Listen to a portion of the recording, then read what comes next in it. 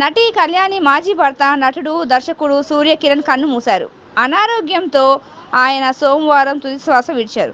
ఆయన మృతి పట్ల కాలీవుడ్, టాలీవుడ్ ప్రముఖులు సంతాపాన్ని వ్యక్తం చేస్తున్నారు. సూర్యకిరణ్ కు తమిళ్, తెలుగు చిత్రసీమలో మంచి పేరున్న సంగతి తెలిసిందే. అలాగే బిగ్ బాస్ ఆయన 4వ సీజన్ కంటెస్టెంట్ గాను ప్రేక్షకులకు ఎంతో దగ్గరయ్యారు. గత కొంత కాలం నుంచి పచ్చకామెరతో బాధపడుతున్న ఆయన సోమవారం గుండెపోటు వచ్చిందని తెలుస్తోంది. సోమవారం ఉదయం ఆయన తుదిశ్వాస విడిచినట్టుగా సమాచారం అందుతుంది.